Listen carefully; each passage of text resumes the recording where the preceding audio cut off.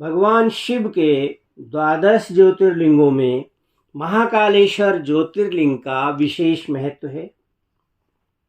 महाकालेश्वर ज्योतिर्लिंग के संबंध में श्रीमद् शंकराचार्य जी ने लिखा है, अवंतिकायां विहितावतारं मुक्ति प्रदानाय च सज्जनानां अकाल मृत्योः परिरक्षणार्थं वंदे महाकाल महाशुरेशम। इसका अर्थ यह है, संत जनों को मोक्ष देने के लिए जिन्होंने अवंतीपुरी यानी उज्जैन में अवतार लिया है, उन महाकाल नाम से विख्यात महादेव जी को मैं अकाल मृत्यु से बचने के लिए नमस्कार करता हूँ। एक बार नैमिषारण्य क्षेत्र में शौनक आदि ऋषियों ने सूत जी से पूछा कि हे प्रभो, अब आप हमें तीसरे ज्योतिर्लिंग के बारे में बताइए। इस ज्योतिर्लिंग की उत्पत्ति कैसे हुई और इसका महात्म्य क्या है। तब सूत जी ने कहा कि भगवान शिव का तीसरा ज्योतिर्लिंग महाकालेश्वर ज्योतिर्लिंग है, जो अवंतिका नगरी में अवस्थित है।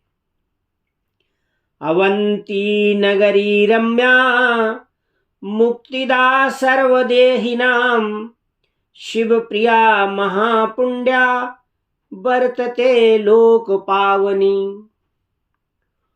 उस अवंती नगरी में एक ब्राह्मण रहा करते थे। वे पंडित जी महाराज प्रतिदिन भगवान शिव के पार्थिव लिंग की पूजा किया करते थे, आराधना किया करते थे। उन ब्राह्मण के 4 पुत्र थे और वे चारों पुत्र भी सदैव शिव पूजा में तत्पर रहा करते थे और सदा ही अपने माता पिता की सेवा किया करते थे, अपने माता पिता की आज्ञा का पालन किया करते थे। उसी समय अवंतिका नगरी के नजदीक ही रत्माल पर्वत पर दूषण नाम का एक असुर रहता था।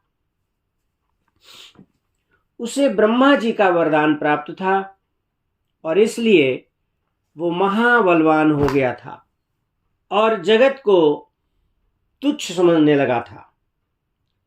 उसने पृथ्वी पर सभी प्रकार के वेद धर्मों को नष्ट कर दिया था, सभी तीर्थों और धर्म क्षेत्रों को तहस नहस कर दिया था। केवल एक अवंती नगरी ही शेष बची थी।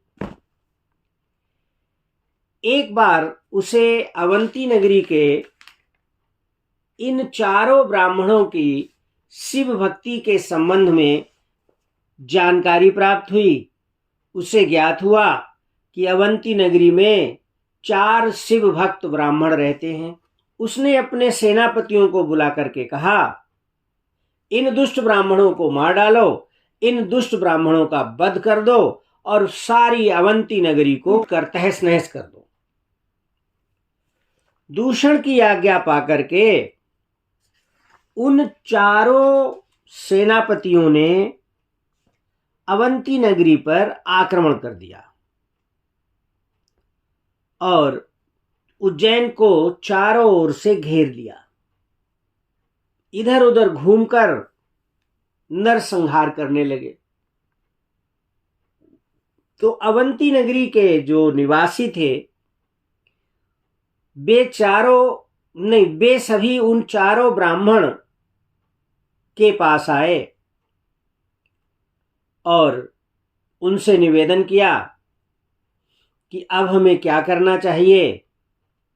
ये दुष्ट हमारी नगरी में आ गए हैं, उन्होंने बहुत से लोगों को मार डाला है, आप हमारी रक्षा करें, क्योंकि आपके यश को सुनकर ही वह दुष्ट यहाँ आया है और हम पर अत्याचार कर रहा है। नगरवासियों की बात सुनकर के वे ब्राह्मण बोले कि मेरे पास अस्त्र शस्त्र तो है नहीं, हम भगवान शिव के भक्त हैं और भगवान शिव पर ही आश्रित हैं। वही शिव भक्त वत्सल, अकारण करुणा वरुणालय, जगत पिता सदाशिव भोलेनाथ हमारी रक्षा करेंगे। इतना कहकर के बेचारों ब्राह्मण भगवान शिव के पार्थिव की पूजा करने लगे, ध्यान करने लगे। उसी समय वो दैत्य दूषण भी वहां आ गया। उसने उन ब्राह्मणों को देखा और आदेश दिया कि इन चारों ब्राह्मणों को तुरंत मार डालो, इनका वध कर दो।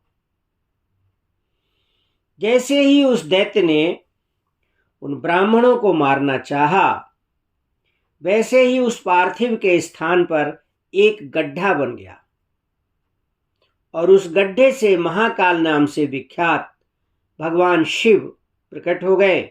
गतार्ततः समुत्पन्नः शिवो विकट रूपधृक्, महाकाल इति ख्यातो दुष्टहंता सतां गति। महाकालः समुत्पन्नो दुष्टानां त्वादृशामहं, खल त्वं ब्राह्मणानां हि समीपाद् दूरतो ब्रज। इत्युक्ताहुं कृतेनैव भस्मात् कृतवांस्तदा, दूषणं च महाकालः शंकरः सबलं द्रुतम्। भगवान शिव ने कहा कि तुम इन ब्राह्मणों को छोड़ दो, लेकिन दुष्ट तो दुष्ट ही होता है। दूषण ने भगवान शिव की बात नहीं मानी। तब भगवान शिव ने हुंकार मात्र से ही उस दुष्ट दूषण और उसकी समस्त सेना को भस्म कर दिया। भगवान शिव का ये चमत्कार देखकर ब्रह्मा विष्णु आदि सभी देवता वहां आए। उन ब्राह्मणों ने भगवान शिव की स्तुति की और उन ब्राह्मणों की इस स्तुति से प्रसन्न होकर के महाकाल रूपी महेश्वर ने उन ब्राह्मणों से कहा, वर मांगिए, हम प्रसन्न हैं, आप वर मांगिए। ब्राह्मण बोले, हे भगवान, हे महाकाल, हे महादेव, हे दुष्टों को दंडित करने वाले प्रभु, हे शंभो, हे शिव, आप संसार की रक्षा करने के लिए यहीं पर निवास करें। महाकाल महादेव दुष्ट दंडकरं प्रभो, मुक्तिं प्रियक्षणः शंभो संसाराम्बुधितः शिवः। अत्रैव लोकरक्षार्थं स्थातव्यं हि त्वया शिव, स्वदर्शकान्नरान् शंभो तारयितुं सदा प्रभो। हे प्रभु, अपने दर्शन मात्र से ही आप यानी संपूर्ण जगत के प्राणियों की रक्षा करो। उन ब्राह्मणों की बात सुनकर भगवान शिव उसी परम सुंदर गड्ढे में स्थित हो गए और तभी से महाकालेश्वर नाम का यह ज्योतिर्लिंग इस पृथ्वी पर प्रसिद्ध हो गया। हे ब्राह्मणों, सूत जी कहते हैं कि हे ब्राह्मणों, हे ऋषियों, महाकाल का दर्शन करने से स्वप्न में भी कोई दुख नहीं होता है और मनुष्य की हर कामना पूर्ण होती है। महाकालेश्वरो नाम शिवः ख्यातश्च भूतले, तं दृष्ट्वा न भवेत् स्वप्ने किंचित् दुःखमपि दुजाः। यं यं कामम् अपेक्षयेव तल्लिंगं भजते तु यः, तं तं कामम् अवाप्नोति लभेन्मोक्षं परत्र च।